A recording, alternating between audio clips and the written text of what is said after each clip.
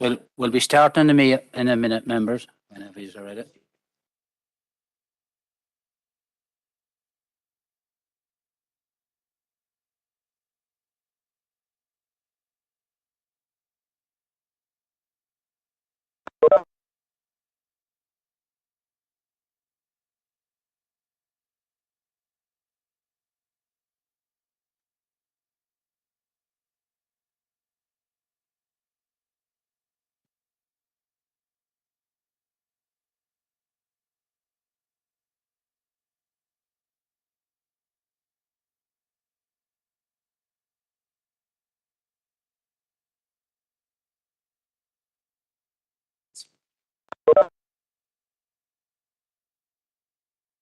Good evening, members here in the chamber and all the members online. I'd like to welcome you to the Brexit Committee meeting on Thursday the 7th of April. It's now about 7:01, so we'll start the meeting now. And the first thing I'm going to do is apologies. I have an apology myself from Councillor Bernice Swift, so I'll go to the group leaders now. Councillor Maguire. Good morning, Carly. Thanks, Anthony. Quite a few apologies this evening. Councillor Catherine Kelly, Councillor Podrigan Kelly, Councillor Patrick Withers, Councillor Anne-Marie Fitzgerald, Councillor Anne-Marie Donnelly, Councillor Sean Clark, and I think that's all for now, Chair. Okay, thanks for that, Tommy. I'll go to Councillor Robert Irvine, leader of the UUP.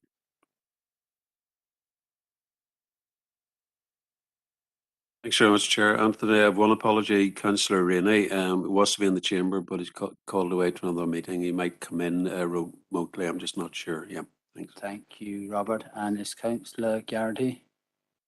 Yes, thank you, Chair. Thanks, Anthony. And apologies for Councillor Paul Blake and John. Councillor Coyle is running a bit late. Thank you. Thank you, Mary. And Councillor Paul Robertson? Hello, Anthony. It's Mark here. There's apologies for Councillor Robinson, Councillor Thompson and Councillor Elliott, please. Thank you. Thanks, Mark. And any of the independent or smaller parties?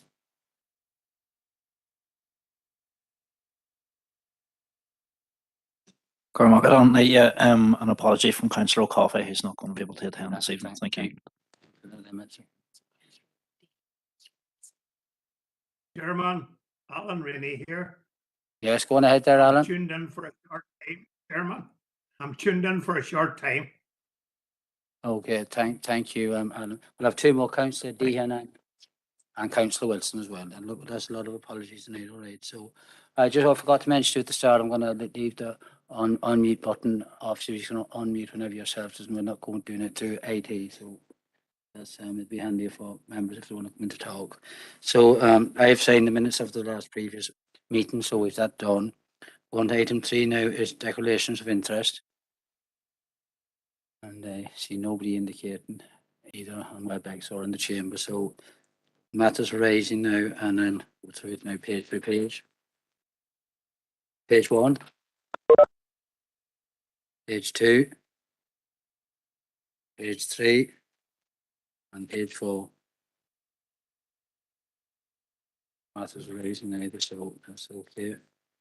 And we're going to go now to item 5 and receive a verbal update on the current position in Brexit, respect to Brexit, and I'll go to Chief Executive Alison. Thank you, Chair. Just some brief updates, really, Chair, because obviously I suppose the wider European situation has maybe detracted matters, but in terms specifically of Brexit, there have continued to be discussions and negotiations between the Prime Minister and President von der Leyen from Europe regarding wider UK-EU cooperation. In terms of some of the committee considerations then, Chair, there have been scrutiny by the Lords Subcommittee on the Protocol on Northern Ireland, and the Lords Subcommittee has submitted a report on the scrutiny of the EU legislative proposals within the scope of the protocol, and that considers over 300 pieces of EU legislation. The Lords European Affairs Committee has also published the government's response to its report 1 year on trade in goods between Great Britain and the European Union. There have been further debates within the House of Lords on oral questions regarding future trade relationships between the UK and the EU. The Northern Ireland Affairs Committee has heard evidence from Northern Ireland ministers on investment in Northern Ireland generally post-EU exit, and there has also been consideration by the Public Administration and Constitutional Affairs Committee of the Common Frameworks Programme, which also deals with procurement matters, which has been dealt with previously by this committee. There has been some consideration as well, Chair, regarding the Shared Prosperity Fund. There was a 10-minute rule motion of that, which is due to be the replacement for EU structural funds, albeit that had more of a consideration of Welsh matters rather than those related to Northern Ireland. And finally, the Lords European Affairs Committee considered the UK-EU relationship in financial services as part of its latest inquiry. So that's the most up-to-date information that we have, Chair. Thanks for that, Alison. And does any members want to ask a question or comment on it? Or if not, we can go on to the next item. Yeah. So I'll take propose it to noted. Proposed by Councillor Irvine and second by Councillor Tommy Maguire. And all agreed. I see no detention there. So I see somebody coming up on WebEx. Yeah, okay. Councillor Armstrong. Apologies, Chair. I've taken my hand down now. Thank you. Okay, that's okay. Okay, so we go on to item 6, and it's paper B, and it's going to be Alan. Sorry, paper A. Paper, great. Thank you very much, Chair. I'll just bring the paper up here on screen. Hopefully you can all see me and hear me at this stage. So this paper, Chair, is just born out of the previous Brexit Committee meeting around the desire to survey local businesses about their experience of the Northern Ireland Protocol and the impact it's had on their business and potentially their future thoughts and what that might be. And at that previous meeting, we agreed to bring a paper along just to start outlining a proposed methodology for undertaking the survey and getting the data and the results that we desired. And you'll appreciate there's actually many different ways of doing this. I actually had a reasonably complex diagram at one point trying to work out what the most appropriate approach or what my recommended approach would be. And stage one of that was very much, well, you know, the Northern Ireland Protocol has been around for a while. Brexit's been around for even longer. Perhaps some of the membership organisations have already done this work, and we could put together a literature review and present that to committee, and that might give you the data and information that you seek. And whilst we did a review, unfortunately, that wasn't the case. Certainly, the majority of membership organisations had made statements around the Northern Ireland Protocol, but to be honest, they were all quite generalist. With very little specific examples on the impact in any particular business. However, Manufacture and NI actually had done a very good piece of work, albeit it's only for one sector and it's only at the Northern Ireland level. But they had done a survey over the past year, so there's 2 or 3 particular data points where you can see the changing experience of Northern Ireland Protocol 1 year on. And the full publication is Appendix 1, and you can read through that at your leisure. But essentially, at this moment in time, in the most recent iteration of the survey, it was over the view of manufacturers that the lack of people or staff was a bigger concern for their business at the moment, as opposed to the Northern Ireland Protocol. And really, the view was that, you know, when the protocol came into play, it had a significant disturbance to their business, but that essentially that was an initial period, and things have smoothed out that bit now. And at the way forward, which 2/3 of respondents suggested, is that essentially they see the protocol as here to stay, and they want to see effort made for it to work better. However, that's not sufficient. I don't think there's no Fermanagh and Omagh specific information there.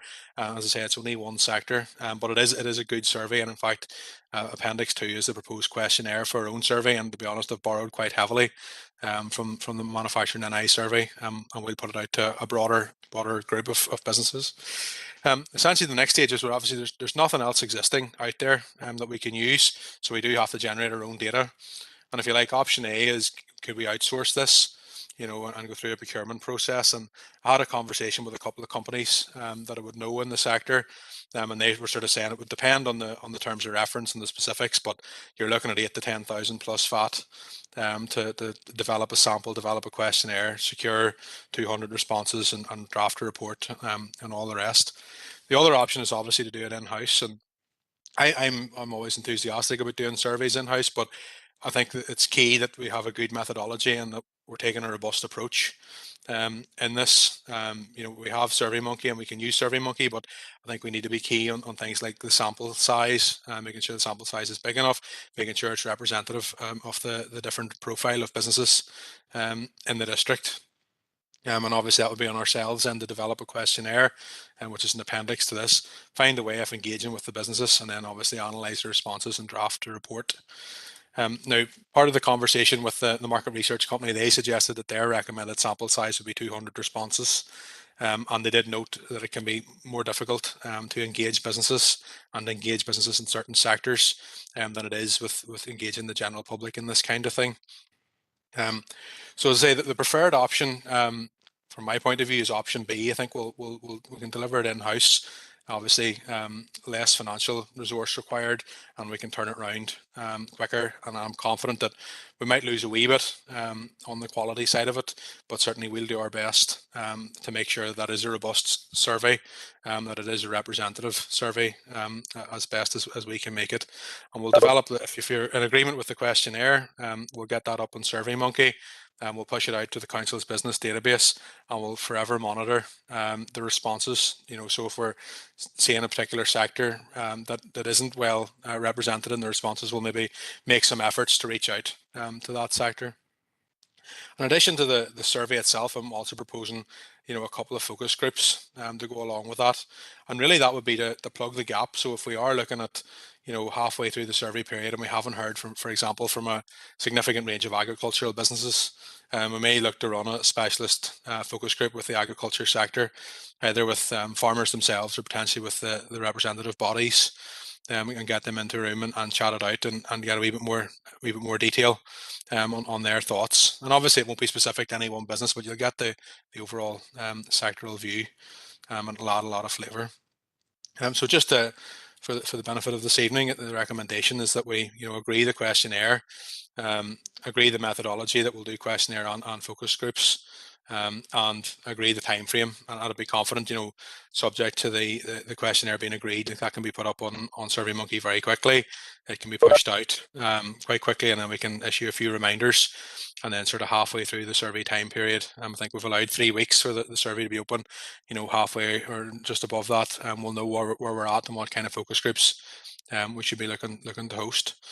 So that's the recommendation, Chair. I'm happy to hand back over to yourself and take any questions. Okay, thanks for that, Alan. As usual, very thorough and very well done there. And I think your idea is a good idea of the monkey survey. But we'll go to Councillor Tommy Maguire here in the chamber.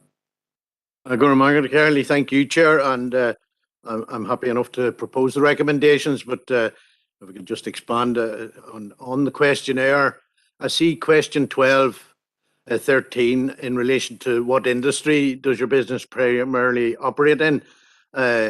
Following a motion that we discussed in council just there the other night in relation to appealing for extra staff in the in the hospitality providers in the area. I'm mindful here that the question, what industry does your business primarily operate in, will give us a picture of where there is maybe further gaps in the market in regards to the manpower levels.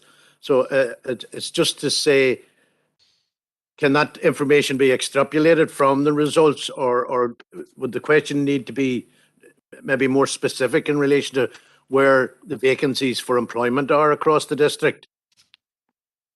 If you understand my question. I think I do, Chair, or I think I do, Councillor. If you're content, Chair, I'll respond to that. I think this particular question be related to the business, and certainly, these, what I call the contextual questions, 12, 13, 14, 15 and 16. The idea there would be, I suppose, firstly, you'll be able to see what type of businesses have responded to the survey. But secondly, then you do the cross tabulation. So, you know, you look at the previous 11 questions and you cross tabulate those by each industry, and you'll see. So, you, for example, you'll see there the very first question: rank your biggest challenges facing your business. You know, we'll be able to see if that's significantly different, for example, in the hospitality sector than the agriculture sector or the manufacturing sector. And you know, and if they're saying that people, you know, is the biggest issue that they're facing, we'll be able to see, right, okay, that's a bigger issue. You know, overall on the whole sample, you know, 20% of businesses, for example, our respondents said that people were the biggest issue, but actually 50 or 60% of those from the accommodation and food sector, which would be the hospitality sector, said that staff was their biggest issue. So if that answers your question, yes, we certainly would be able to, you know, to look at the differences across the industries. Thanks for that. That's exactly what I was looking for, because what I'm thinking, and I'm thinking on my feet here, if we could get the information of where the requirement was for further staffing, it is information that maybe of use to Southwest College to provide training specific to where the gaps in our area is, obviously to sort of future-proof that manpower levels going forward, and to make sure that our younger people coming through are coming through with the required qualifications. We're all very conscious of the problems in the Southwest Hospital, where you know, there's gaps in providing nurses and clinicians, etc. So a bit late now looking for them when it takes so long for these people to train. And I'm just sort of thinking if we could get ahead of the vacancies through the assistance of Southwest College, or lobby with them or discuss with them, that it might be of benefit to the district. Cormac, thank you. Thank you, Tommy. I go to WebEx here now, and Councillor Alex Baird, please. Thank you, Chair. Alan again. You always come up with the goods. I have one question in relation to question 3. It's the phraseology that's used there. I'm unsure whether or not it's clear what is being asked. What is your current experience of the Northern Ireland Protocol? That's quite clear. Oblique, the new requirements for the Irish Sea. That as a phrase seems strange. I think people will be confused about what is actually being asked there. I mean, are you asking the experience of what is referred to as the border in the middle of the Irish Sea, or is it the checking at the ports of Larne, or well, maybe Larne's not being used at the moment, Belfast and Warren Point? I think there's something needed there to be changed in that question, I believe. Thank you, Alan. Thank you, Councillor Baird. No, I think the problem here probably is that this has been a question that was borrowed from the manufacturing NI survey, and the likelihood is that that survey was launched, I think, in January 2021, just immediately after the introduction of the Northern Ireland Protocol. So that second part was probably there as a guiding note to what the NI protocol was. It maybe wouldn't have been as well recognised at that time. I think what I would propose there is we will put a bit of blurb up front in the survey around what the NI protocol is and what it covers, and then we can take that second bit of the question out and just end at the word NI protocol. Yeah, that's probably better. It's just that second half, really, it's so vague, it doesn't make sense. But look, thank you for that, and I hope my comments are taken to be constructive. Thank you. Thank you there, Alex, and go to Councillor Diana Armstrong next. Thank you, Chair. Good evening, Alan. Good evening, Chair, and also Alan, thank you, because you always make statistics, drill them down to an understandable level and make them easy to understand. So thank you for that. Yeah, I sort of feel the manufacturing, the second, or the paper there says the lack of people rather than the Northern Ireland Protocol, which is the biggest concern. That kind of somewhat supports what the motion was about within the tourist industry. So I welcome that. I'd looked at the questionnaire, and a couple of suggestions I'd like to bring to the meeting are a question: has the protocol brought new markets to your business, or has trading opportunity declined? And a second question: what impact has the protocol had on your employee numbers? If you think they could be considered, just to really sort of get the response on those two questions. The idea of the focus groups to plug the gap, yes, I think that's a good idea. Maybe meet representative bodies, particularly within the agricultural sector. Even just, you know, something as basic as going to a farmer's mart, and you will get the responses there. You know, we've seen historically that surveys and consultations are poorly attended, but I think if you can take it, particularly in that sector there, you will reach those people. So those are really my comments. Thank you for the work on that. It's a very interesting project, and I think one that we can lead on. Thank you, Alan. Thank you, Chair. Yeah, thank you, Diana. And we'll go on to Councillor Siobhan Curry next. Thank you, and thank you, Alan, for the work on this. I think the only thing I would that just occurred to me just when Councillor Armstrong was making those suggestions, I guess it's going to be difficult to ask people what the impact of the protocol has been. When it's probably the impact of Brexit, and it's going to be difficult then for anyone here to be answering that. If I'm thinking on my feet as well. Do you know what I mean? Like, what is the impact on staffing and on the labour market when we're probably seeing less impact here because of the protocol? These are my thoughts, but and what is the impact? I guess that's probably hard to decipher. I'd second the proposal from Tommy just around the questionnaire itself and the method that you've outlined, Alan, there for how we would engage on that and with any sort of agreed changes to it. Just aside from that, Chair, the questionnaire, the report from Manufacturing NI does raise that issue around the labour market, and that people are reporting, you know, it's 60%, I think, are reporting issues with that. And I think aside from this that we're looking at, I do think that from the Brexit Committee here that we do need to be making representation to the British government, particularly in light of the borders bill that's being pursued there.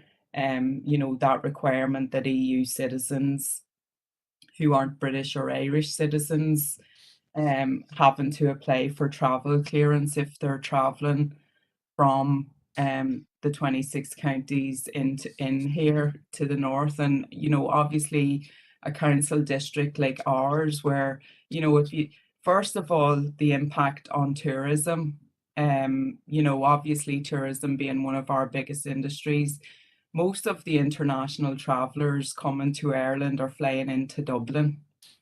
So we're effectively putting a barrier there for people if this goes ahead, if this is pursued.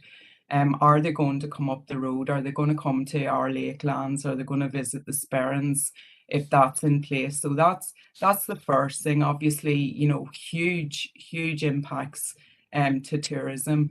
But secondly, what about our workers here who, you know, if you think of some of our local industries, the likes of Mannock there, you know, that straddles the border. You could have workers living in Ballyconnell, working in Derrylin. You know, you could think of countless examples all over the place. So I do strongly feel, Chair, that we need to send representation opposing that from this council, and I'd just like to propose that. Thank you, Siobhan. One more councillor indicating go in and let Howard in there before we go back to Alan. So Councillor Howard Thornton. Thanks, Chair. Yes, it's following on from Tommy and our motion the other night. I would have thought that locally here, we should be putting, with question 13 there, how many staff does your organisation employ? I would have thought that a follow-up question directly after that would relate to job vacancies in their sector. I think that's a key question, because I'm hearing it from all sectors with regard, whether it be welders or whatever, agriculture or hospitality. I would like us to home in on that, if at all possible. But I think it would be ideal to have that question directly after how many, question 13 as it stands, to have a secondary there with regard to the current number of job vacancies. Thank you, Chair. Yes, thank you. Yeah, quite right there, because construction industry too, fear scarcity workers too. I see there's a councillor indicating in the chamber here, so we'll let Councillor McAleer in here and we'll go back to Alan then.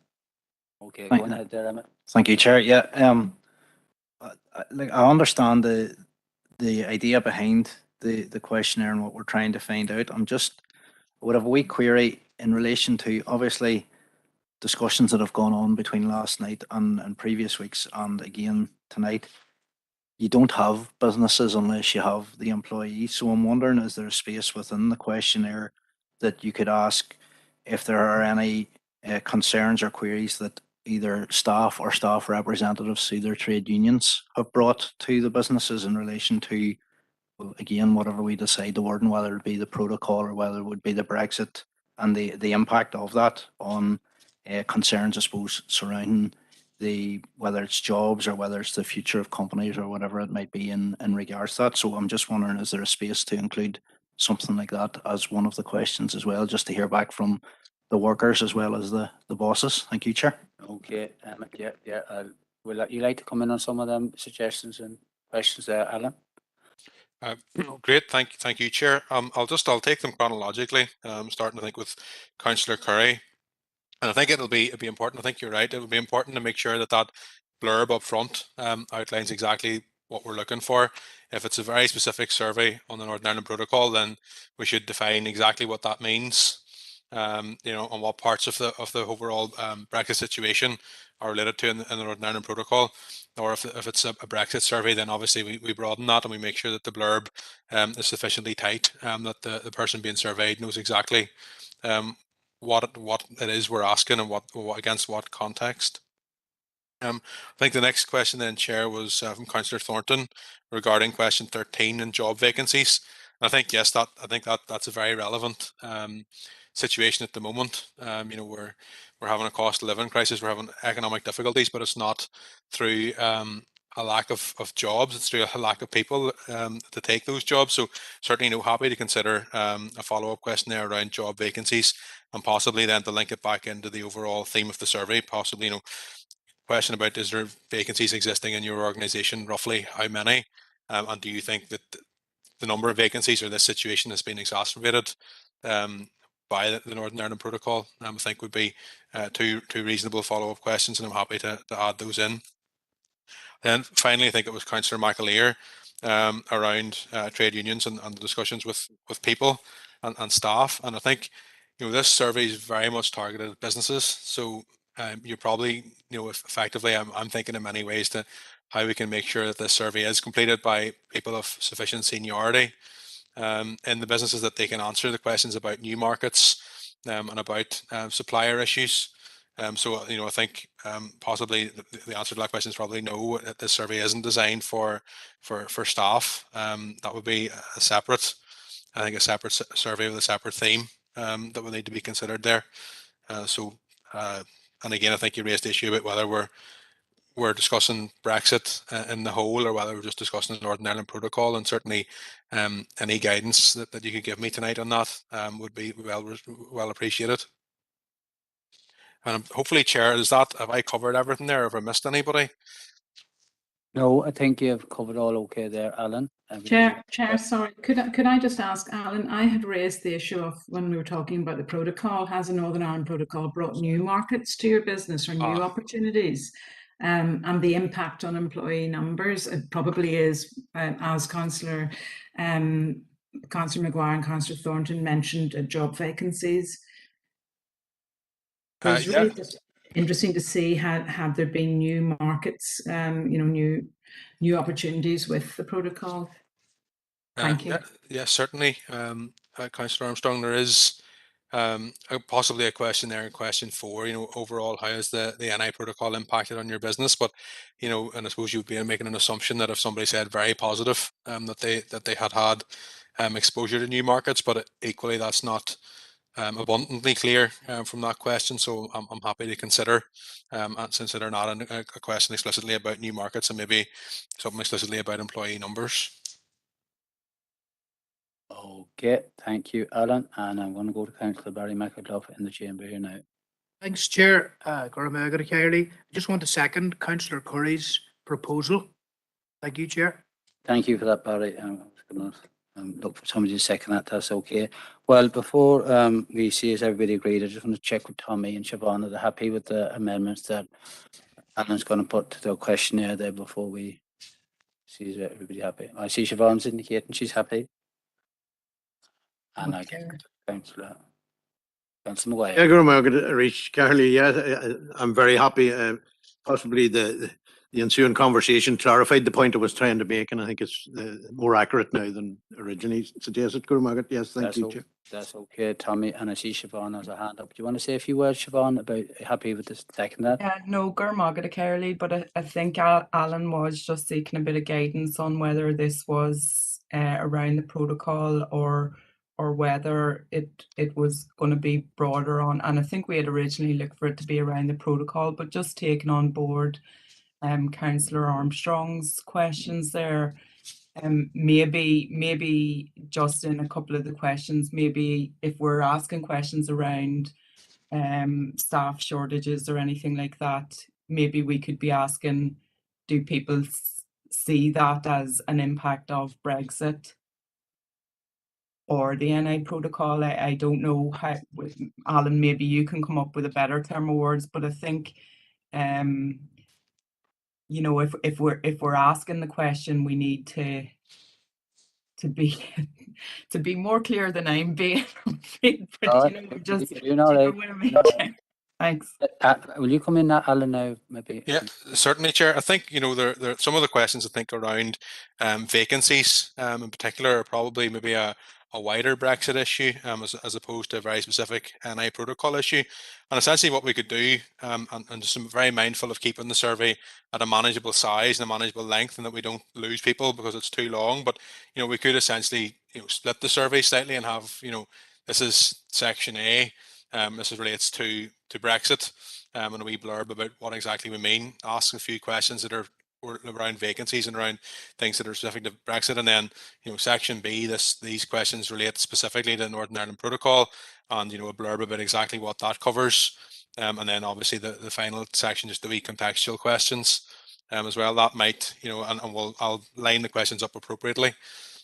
You know, to make sure that those specific ones, I think the specific ones, like some of the questions around, you know, getting sales to and from GB and suppliers to and from GB are probably very specific to Northern Ireland Protocol, whereas some of the other questions around vacancies are specifically Brexit questions. So I would propose splitting the survey that way, but just being mindful that it doesn't get out of hand in length. That's okay, Alan. Thank you for that. So I take we're all agreed on the proposal of the recommendation for Tommy and second by Siobhan. Siobhan made another proposal there that was second by Councillor McAduff. Are we all agreed on that one as well? Yes, I see nobody indicating against, so them two proposals is agreed. And thank you for that, Alan. So we'll go on to item 7 and paper B, and that's from Kim.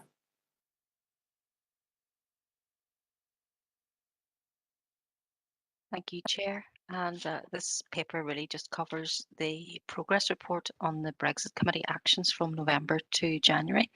And at section 2 of the report, you'll note the table which gives us an overview of the action status. So the action which is in progress is the one that we've just dealt with in respect of the Brexit survey, and we were to bring in terms of reference and approach back. So we've just reported on that now.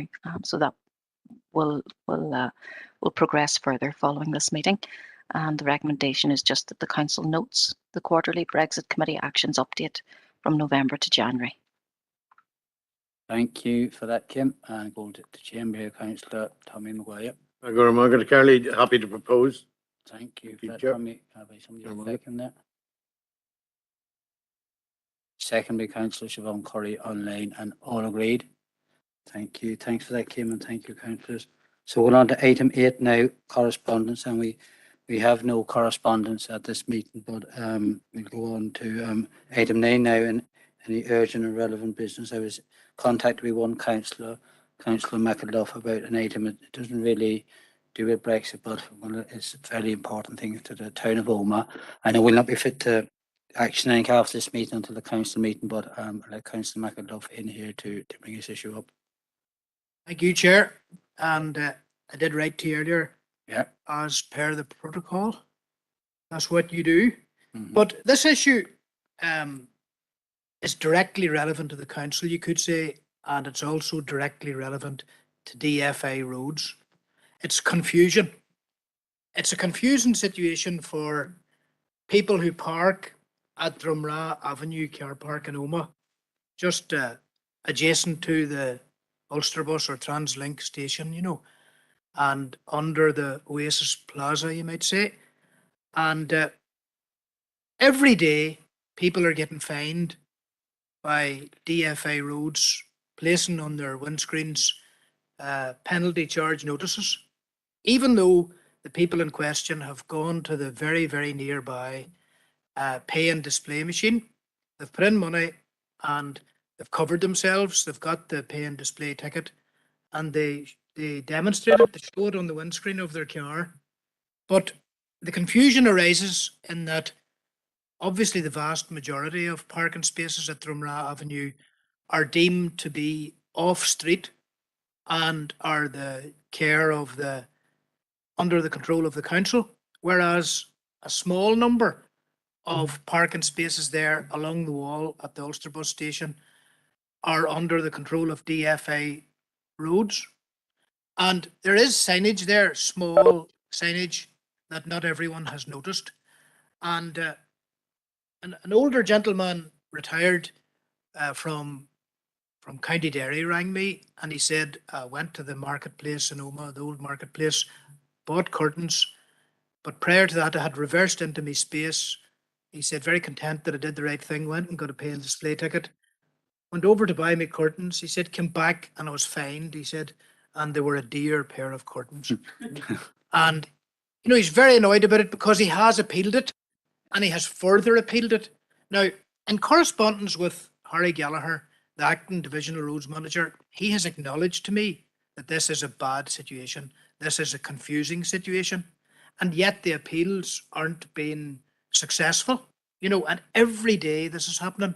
So I'm calling for an immediate moratorium on the placing of PCNs on cars parked at that location until a solution can be reached between DFA roads and this council, because people are lacking the knowledge, basically, that along that wall, it's the control of DFA roads, and in the remainder of the car park, the expansive car park, it's the council.